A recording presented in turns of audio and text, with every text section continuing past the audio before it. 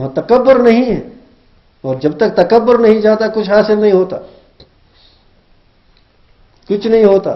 کلمہ بھی صحیح نہیں ہے. لا الہ الا اللہ کیا سکھاتا ہے؟ کچھ نہیں ہے، میں بھی کچھ نہیں، یا سب کچھ نہیں میں ہوں. لا جو ہے یہ میں پر داخل ہے یا نہیں ہے؟ ہم جب نہیں کرتے ہیں ہر چیز کی، اس ہر چیز میں میرا نفس اور میری شخصیت داخل ہے یا نہیں ہے کہ نہیں ہے؟ تو ہم نے کلمہ سیدھا نہیں کیا ابھی. اسی لیے جو کہتے ہیں ایمان پر محنت کرنے کی ضرورت ہے، وہ یہ کہ کلمہ سیدھا کرنا ہے. کلمہ سیدھا کرنا یہی ہوتا ہے کہ ہم اس کے مستاق بن جائیں. تو حضرت علی رضی اللہ تعالیٰ عنہ جیسے بہادر اور اللہ کو سمجھنے والے عارف باللہ ایسے پکڑ رہے ہیں، اور اپنے آپ کو اندھیرے میں مسجد نبوی میں اپنے آپ کو زمین سے مٹی کے ساتھ ایسے لوٹ پوٹ کر کے اللہ سے معافی مانگ رہے ہیں. اے اللہ مغفرت مانگ رہے ہیں. تو جب تک اللہ کی عظمت نہیں آتی تو یہ عرض کرنے کا کہ اس میں اسم بیچ میں کیوں لائے. اصل میں موضوع تو وہی ہے، اس میں بیچ میں اسم کیوں لائے براہ راست.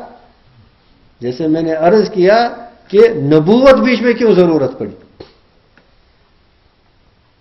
اس میں وہ ایک ریسیونگ سچویشن پہلے، اگر یہ تو مثال اس کے ساتھ تو تشبیہ بلا تشبیہ دینے کے بغیر، لیکن سمجھانے کے لیے، اگر پاور ہاؤس سے براہ راست ہمارے ان لمپوں میں بجلی آ جائے گی، سب جل جائیں گے، تاریں جل جائیں گے، یہ سب جل جائے گا. لیکن بیچ میں ریسیونگ سچویشن رکھے جاتے ہیں، اور اس ریسیونگ سچویشن میں وہ صلاحیت ہوتی ہے کہ وہ پاور ہاؤس کا پاور اس کو لے سکے، اور پھر آہستہ آہستہ. میں ایک بار مسجد نبوی میں تھا، اور آپ جو حضرات گئے ہیں اللہ تعالیٰ سب کو پہنچائے، ہمیں بھی بار بار پہنچائے. تو وہاں روزہ اقدس پر حاضری کے لیے دکم دکا ہوتی ہے، بڑی لائن ہوتی ہے، سب کہتے ہیں میں، اور بہت وہاں دکم دکا اکثر ہوتی ہے. تو ایک صوفی عبد الرحمان صاحب تھے بمبئی کے. تو اس نے کہا مجھے، وہ ڈاکٹر صاحب میں آپ کو ایک بات بتاؤں. میں نے کہا حضرت بتائیے. کہا دکم دکا کی ضرورت نہیں ہے، جہاں جگہ ملے وہاں بیٹھو. اور روزہ اقدس صلی اللہ علیہ وسلم کی طرف اشارہ کیا، فرمایا یہ پاور ہاؤس ہے، یہ سمجھو پاور ہاؤس ہے.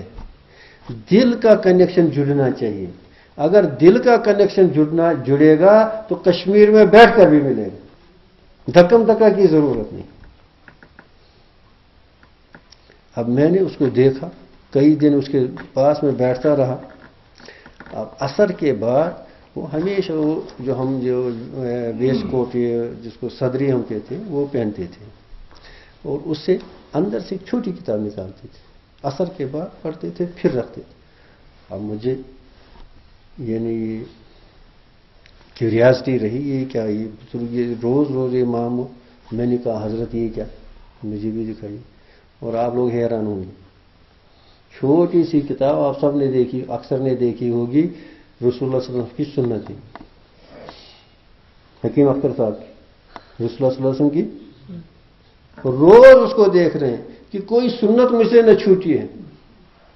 اگر سنتوں پر عمل ہے پھر وہاں جانا فائدہ ہے، پھر وہاں سے ملے گا کچھ، وہاں جائے بغیر یہاں بھی ملے گا اگر سنتوں پر عمل ہے. اگر سنتوں پر عمل نہیں ہے تو پھر یہ ساری ایکسرسائز ایسی ہے. روز کر دیکھتے تھے کہ یہ رسول اللہ صلی اللہ علیہ وسلم کی جن سنتوں کی ہماری زندگی میں کوئی قدر ہی نہیں. دعوے ہمارے بہت ہیں. محمد عربی صلی اللہ علیہ وسلم اگر ہمیں لاکھ بار اللہ زندہ کرے، لاکھ جانیں دے ہمیں دے، لاکھ زندگیاں سب ان پر قربان کریں، پھر بھی ان کا حق نہیں ہم پر کہ کس ضلالت سے ہم کو نکالا اور کیا کیا دے کے گئے. رحمت للعالمین صلی اللہ علیہ وسلم. حقیقت محمدیہ صلی اللہ علیہ وسلم، حقیقت اللہ سے دعا مانگو کہ اللہ تعالیٰ اس کا ذرا سمجھنا. حقیقت محمدیہ صلی اللہ علیہ وسلم ہم کیا سمجھے؟ ہم تو ایک سمجھتے ہیں ایک لیڈر جیسے تھے. ارے نہیں، وہ شخصیت کو سمجھنا، ان کی اس چیز کو سمجھنا، یہ ہے حاصل کرنا، یہ ہے حاصل کرنا. باقی سب چیزیں ایسی ہیں جو ہم کرتے ہیں. حقیقت محمدیہ صلی اللہ علیہ وسلم، اور اس کی طرف بے شمار اشارے ہیں، اور یہ مجلسیں اس کے لیے نہیں ہیں. بے شمار اشارے ہیں. قُلْ إِن كُنتُمْ تُحِبُّونَ اللَّهَ فَاتَّبِعُونِي. اب اس کی جزا دیکھو، یحببکم اللہ، اللہ کی محبت، اور اللہ آپ کو پیارا بنائے، اللہ آپ کو اپنا بنائے، اور اس کو شرط بنائی فَاتَّبِعُونِی، اس سے پہلے قُلْ إِن كُنتُمْ تُحِبُّونَ اللَّهَ فَاتَّبِعُونِی یحببکم اللہ. اور اللہ کا محبوب بننے سے زیادہ کوئی چیز ہو سکتی؟ بندے کے لیے کوئی چیز ہو سکتی؟ تو یہ لفظ اللہ پر ابھی نہیں آئے، ابھی اسم پر ہے، ابھی اسم پر ہے. اور یہاں سے بھی فرمایا وَلَهُ الْأَسْمَاءُ الْحُسْنَى فَادْعُوهُ بِهَا. ہاں، مانگو اس کو اس کے اسماء کے ساتھ. اسی لیے یہ بھی فرمایا کہ اللہ کی صفات میں غور کرو، ذات میں غور مت کرو. اللہ کی صفات میں غور کرو، ذات میں غور مت کرو. وہاں کا فہم نہیں پہنچے گا، وہاں کا فہم نہیں پہنچے، وہاں آپ کی رسائی نہیں ہے. اس لیے یہاں جو ہے بیچ میں اسم کو لائے، اور اسی لیے فرمائے انہی سے. اور سارے، اب یہاں ایک نقطہ اور سمجھو، حقیقت محمدیہ صلی اللہ علیہ وسلم کی نسبت سے کہتے ہیں کہ جتنے پیغمبر آئے، کوئی خلیل اللہ ہے، کوئی کلیم اللہ ہے، کوئی صفی اللہ ہے، جی سارے انبیاء، اور ہر نبی کا جو ہر نبی پر جو تجلی ہے وہ کسی اللہ جل شانہ کی کسی خاص صفت کی ہے، جہاں سے اس کو سرفراز کیا جاتا ہے. اور حضور اقدس صلی اللہ علیہ وسلم کا جو تعلق تھا وہ ذات باری تعالیٰ کے ساتھ تھا. کس کے ساتھ؟ ذات باری تعالیٰ کے ساتھ تھا. تو ذات میں جمیع صفات موجود ہوتے ہیں. صفات اور صفات کو ذات سے الگ نہیں کیا جاتا. ذات میں جمیع صفات کیا ہیں؟ موجود ہیں. گویا حضور اقدس صلی اللہ علیہ وسلم جمیع صفات کے کیا ہو گئے؟ حامل ہو گئے. اسی لیے جو کہا جاتا ہے جو سب انبیاء کو دیا گیا وہ سب نبی کریم صلی اللہ علیہ وسلم کو دیا. جو سارے انبیاء جتنے بھی آئے ہیں، اور اس سے تو بڑھ کر، کیونکہ ذات باری تعالیٰ باری سے براہ راست جو ہے اللہ کے نبی صلی اللہ علیہ وسلم. سمجھے نہیں سمجھے؟ حضور اقدس صلی اللہ علیہ وسلم کیونکہ آخر میں ہے. اب یہ لوگ کیا کہتے ہیں؟